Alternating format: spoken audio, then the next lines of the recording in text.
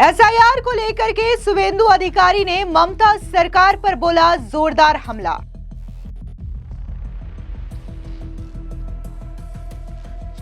शुवेंदु ने कहा घुसपैठियों को डिटेक्ट, डिलीट और डिपोर्ट करना है। এটা তো নতুন নয়, ভাইপোতো তো এখন জন্ম হয়েছে কিনা জানি না। 2002 সালে তো এসআইআর হয়েছে, 26 লক্ষ ভোটার বাদ গেছে। তা মৃত ভোটার, ভুয়া ভোটার বাংলাদেশের মুসলমান পশ্চিমবঙ্গে থাকবে কেন? ডিটেক্ট, ডিলিট অ্যান্ড ডিপোর্ট, একটাও বাংলাদেশি মুসলমান অনুপ্রবেশকারীকে পশ্চিমবঙ্গে রাখা হবে না। ममता राज में बंगाल में बड़ी साजिश का हुआ पर्दाफाश। एक आदमी के पास से मिले 1000 फर्जी वोटर कार्ड। पश्चिम बंगाल में इन दिनों लगातार एसआईआर का मुद्दा गरमाया हुआ है और इन सब के बीच में एक बार फिर से बीजेपी के नेता और पश्चिम बंगाल विधानसभा में नेता प्रतिपक्ष शुवेंदु अधिकारी ने ममता बनर्जी की सरकार को लेकर के जोरदार हमला बोला। दरअसल उन्होंने कहा कि पश्चिम बंगाल में एसआईआर की प्रक्रिया का वो पूरा समर्थन करते हैं और एसआईआर की प्रक्रिया के तहत जो एक एक घुसपैठिया पश्चिम बंगाल में रहता है उसे खदेड़ने का काम किया जाएगा। उन्होंने स्पष्ट तौर से कहा कि इन घुसपैठियों को डिटेक्ट किया जाएगा, डिलीट किया जाएगा और उसके बाद डिपोर्ट कर दिया जाएगा। आप भी सुनिए क्या कुछ शुवेंदु अधिकारी ने कहा। ये तो পুরো সাজানো, সব লোক জানে। এখন 7ই ফেব্রুয়ারি পর্যন্ত গাছ থেকে পড়ে গেলে, বাজ পড়ে মারা গেলেও এইসব করবে। 12টা রাজ্যে এবং কেন্দ্রশাসিত অঞ্চলে হচ্ছে, কারো চুলকাচ্ছে না, পিসিআর ভাইপোর চুলকাচ্ছে। এটা তো নতুন নয়, ভাইপোর তো তখন জন্ম হয়েছে কিনা জানি না। 2002 সালে তো এসআইআর হয়েছে, 26 লক্ষ ভোটার বাদ গেছে। তা মৃত ভোটার, ভুয়া ভোটার বাংলাদেশের মুসলমান পশ্চিমবঙ্গে থাকবে কেন? ডিটেক্ট, ডিলিট অ্যান্ড ডিপোর্ট, একটাও বাংলাদেশি মুসলমান অনুপ্রবেশকারীকে পশ্চিমবঙ্গে রাখা হবে না। কান খুলে যত পারেন চিল্লার, সারাদিন ঘেউ ঘেউ করুন, কোনো অসুবিধা নেই। পরিষ্কার কথা, বিহারও করেছিলেন, কোনো লাভ হয়নি, কোনো লাভ হয়নি। মৃত ভোটার থাকবে না এখানে। গড়চক্রবেড়িয়া, ভূতামোড়, এই কেন্দামারির বিভিন্ন বুথে, দাউদপুরের বিভিন্ন বুথে, শামসাবাদে সব মৃত ভোটারের নাম ভোট দেয় এরা বিকালবেলা। কোনো হিন্দু বুথে হয় না, এরা করে এখানে। সকালবেলা গামছা পরে ভোট দেয়, দুপুরবেলা প্যান্ট পরে ভোট দেয়, বিকালবেলা লুঙ্গি পরে ভোট দেয়।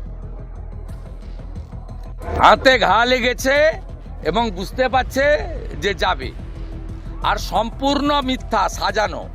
ওই হাতের অক্ষরও ওনার নয়। এদের যদি জম থাকে ওই চিঠিটা সেন্ট্রাল ফরেন্সিক ল্যাবে পাঠান। পুলিশ বলছে ফরেন্সিক হবে চিঠিটা। ও রাজ্য সরকারের ফরেন্সিক, ও সব পিসির বানানো। এখানে কি হয় ফরেন্সিক জানে। সেন্ট্রাল ফরেন্সিক ল্যাবে হোক এবং हाईकोर्टर तत्वावधाने हो, ताले दूध का दूध पानी का पानी हो जाए।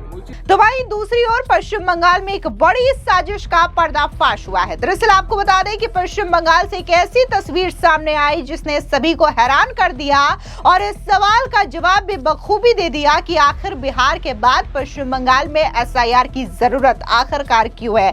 दरअसल आपको बता दें कि एक आदमी के पास से 1000 फर्जी वोटर कार्ड बरामद हुए हैं और बकायदा इस तस्वीर को बीजेपी बंगाल की ओर से शेयर किया गया है, जहां पर पश्चिम बंगाल में बीजेपी बंगाल ने कहा कि कैसे ममता राज में फर्जी घुसपैठियों का आंकड़ा तो बढ़ ही रहा है, लेकिन इस तरीके से फर्जी वोटर कार्ड भी बन रहे हैं। दरअसल बीजेपी बंगाल ने सोशल मीडिया साइट पर एक वीडियो शेयर किया और कहा कि एक आदमी के पास 10,000 वोटर कार्ड बरामद हुए।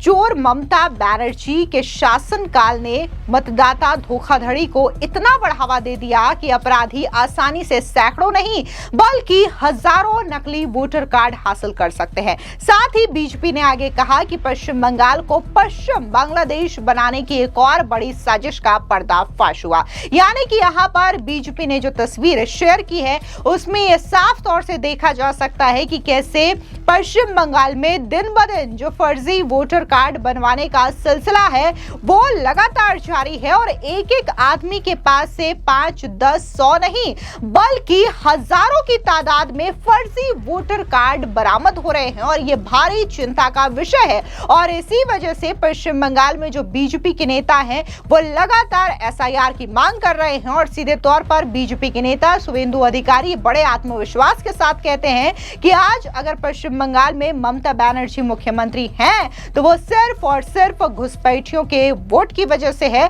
और इसीलिए ममता बनर्जी जो है वो पश्चिम बंगाल में एसआईआर नहीं होने देना चाहती, क्योंकि उन्हें पता है कि अगर पश्चिम बंगाल में एसआईआर होगा तो करोड़ों ऐसे फर्जी वोटर्स हैं, खास तौर से रोहिंग्या और बांग्लादेशी घुसपैठिए जिनका नाम वोटर लिस्ट में दर्ज है और ये नाम कट सकते हैं, जिसकी वजह से बार बार टीएमसी की ओर से एसआईआर का विरोध किया जाता है। इस बीच आपको बता दें कि जो ममता बनर्जी के भतीजे हैं अभिषेक बनर्जी, उन्होंने भी एसआईआर को लेकर के विवादित बयान दे दिया है, जहां पर उनका कहना है कि अगर पश्चिम बंगाल में एसआईआर होता है तो वो दिल्ली का घेराव करेंगे। जिसके बाद बीजेपी नेताओं ने उनके इस बयान को लेकर के हमला किया है, जहां पर बीजेपी के नेता दिलीप घोष ने कहा कि ममता बनर्जी के भतीजे झूठ बोलने में उनसे आगे निकल चुके हैं। उन्होंने ये भी आरोप लगाया कि अभिषेक बनर्जी नए नए बहाने बना रहे हैं ताकि वो लोगों के सामने हीरो बन सके। सुनिए क्या कुछ बीजेपी के नेता दिलीप घोष ने कहा। कि भतीजा ममता बनर्जी से भी आगे झूठ बोलने में बड़ी बड़ी बातें कर रहे हैं। अभी तो हाथ तोड़ देंगे, पाँव तोड़ देंगे, खून की नदी बहा देंगे, क्या क्या बोल रहे थे उनके लोग। अब कैसे वो लोग लाइन में आ गए। अब नया बहाना शुरू करके अभिषेक बनर्जी हीरो बनना चाह रहे हैं। एक हीरो को हमने देखा दिल्ली में बहुत डायलॉग मार रहे थे। उसी कांग्रेस पार्टी के ज़माने में 11 बार 10 बार हुआ है एसआईआर। आप क्यों उल्टा कर रहे हो? तुम संवैधानिक व्यवस्था है। उसी प्रकार ये भी उसी कांग्रेसी कल्चर से आए हैं। बड़े बड़े बातें करना है उनको आता है, काम कुछ नहीं आता है। इसलिए अभिषेक बनर्जी क्या बोलते हैं उससे कोई फर्क नहीं पड़ता। आपको बता दें कि इससे पहले जहां ममता बनर्जी ने खुली धमकी दी थी और ये कहा था कि अगर पश्चिम बंगाल में एसआईआर होगा तो इसका अंजाम बहुत ज्यादा बुरा होगा, तो वहीं अब ममता बनर्जी के नक्शे कदम पर उनके पार्टी के जो मंत्री हैं और जो नेता हैं वो भी चलते हुए दिखाई दे रहे हैं। पिछले दिनों टीएमसी के मंत्री और कोलकाता के मेयर फिरहद हकीम का बयान भी सामने आया था, जहां पर उन्होंने ये साफ तौर से कहा था कि अगर पश्चिम बंगाल में एसआईआर होता है और वोटर लिस्ट से लोगों के नाम काटे जाते हैं तो बीजेपी और चुनाव आयोग की टांगे तोड़ दी जाएगी। सुनिए क्या कुछ मेयर हकीम ने कहा था। ऑल इंडिया तृणमूल कांग्रेस के ओर से यहाँ पर जो ऑल पार्टी मीटिंग था उसमें हम लोग आए और मैं स्पष्ट किया हूँ हमारे पार्टी के तरफ से हम सब जो एक भी जेन्युइन वोटर का नाम अगर कटा तो हम लोग को एसआरआई का आप जितना भी करे उसका विरोध हम करेंगे। जेन्युइन बंगाल के एक आदमी का नाम हम काटने नहीं देंगे। दूसरा जो सीआईए का नाम से जो कैंप हो रहा है ये इलेक्शन कमीशन और इनके गांठ-साठ में अगर हो रहा है तो इसका खिलाफ हम लोग जाएंगे और सीआईए जो कर रहा है बीजेपी और आपका इलेक्शन कमीशन इसका जो गठबंधन बन रहा है इसका सीए इसका खिलाफ हम लोग करेंगे। दरकार होने से उनका पांव तोड़ दिया जाएगा। दूसरा हमने कहा जो परियायी श्रमिक है वो उनके नाम रहना चाहिए और जहां पर हमारा इस बार बहुत धस से गंगा के पार से जो जिसका घर बाड़ी चले गया सब डॉक्यूमेंट चले गया उनका लेके स्पेशल भावे एक नोटिस देना चाहिए। उन्होंने कहा जी हम लोग जल्दी इसका प्रकाश करेंगे। आपको बता दें कि पश्चिम बंगाल में जो एसआईआर है वो 23 साल के बाद होने जा रहा है। पिछला एसआईआर साल 2002 में हुआ था। ये 2026 के विधानसभा चुनाव से पहले काफी ज्यादा मायने रखता है। चुनाव आयोग ने 27 अक्टूबर 2025 को ये घोषणा की है।